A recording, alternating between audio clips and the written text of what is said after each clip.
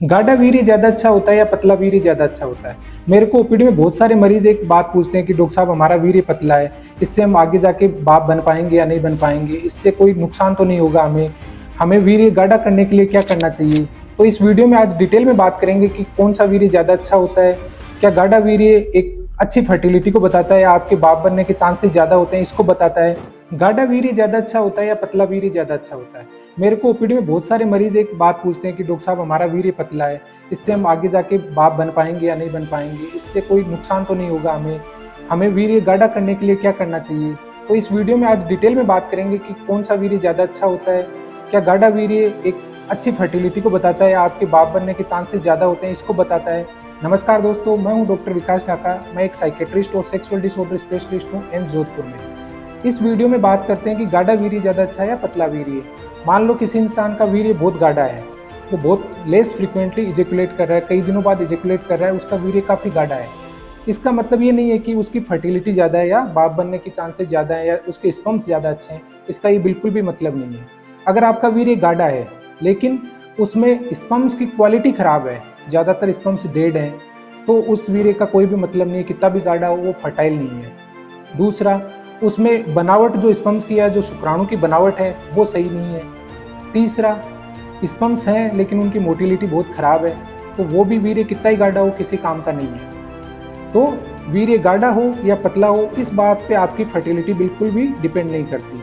वीर्य गाढ़ा होने के कई कारण हो सकते हैं, जैसे आप डिहाइड्रेट रहते हो, मतलब पूरे दिन में आप पानी अच्छे से नहीं पी रहे, तो इससे आपका वीर्य गाढ़ा हो सकता है। दूसरा, आप इजेकुलेट लेस फ्रीक्वेंटली कर रहे हो, जैसे आप कई दिनों बाद इजेकुलेट कर रहे हो, तो इसके कारण भी आपका वीर्य गाढ़ा हो सकता है। तीसरा, आपको कोई इन्फेक्शन हो, उससे भी वीर्य गाढ़ा हो सकता है।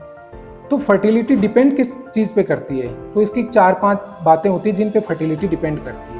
पर ml में, जैसे आपका 1 ml वीर्य है, उसमें स्पर्म्स की काउंट कितनी है। दूसरा, स्पर्म्स की बनावट या मॉर्फोलॉजी कैसी है। तीसरा, स्पर्म्स की मोटिलिटी कैसी है, स्पर्म्स मोटाइल है या नहीं है। इन सब बातों पे जो डिपेंड करती है आपकी फर्टिलिटी, ना कि वीर्य गाढ़ा होने पे या पतला होने पे। आपको मैं बताऊंगा कि नॉर्मल जो सीमन एनालिसिस होता है वो क्या, उसमें क्या क्या फाइंडिंग होती है। पहला, आप इजेकुलेट कर रहे हो तो आपके स्पर्म्स का जो वॉल्यूम है, जो सीमन का वॉल्यूम है, वो 1.5 ml से लेके 5 ml के बीच होना चाहिए। और आपके 1 ml में 15 मिलियन, लगभग 1.5 करोड़ स्पर्म्स होने चाहिए, 1.5 करोड़ शुक्राणु होने चाहिए। तीसरा, स्पर्म्स की मोटिलिटी अच्छी होनी चाहिए, 40% या उससे ज़्यादा स्पर्म्स आपके मोटाइल होने चाहिए।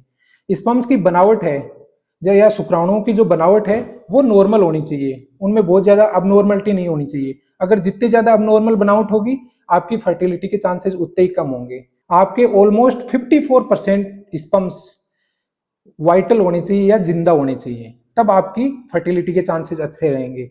आपके जो स्पर्म्स की या जो आपका सीमन है उसकी पीएच 7.2 या उससे थोड़ी सी ज्यादा होनी चाहिए। अगर आप जूझ रहे शीघ्र पतन की समस्या से या लिंग में तनाव नहीं आता, अगर सेक्स की इच्छा धीरे धीरे कम हो गई है या रिश्तों में दूरी बढ़ रही है, तो ये चैनल है आपके लिए। यहाँ पाएं वैज्ञानिक जानकारी और सटीक समाधान सीधे डॉक्टरों की जुबानी। स्वस्थ जीवन, बेहतर संबंध, यही है हमारा लक्ष्य।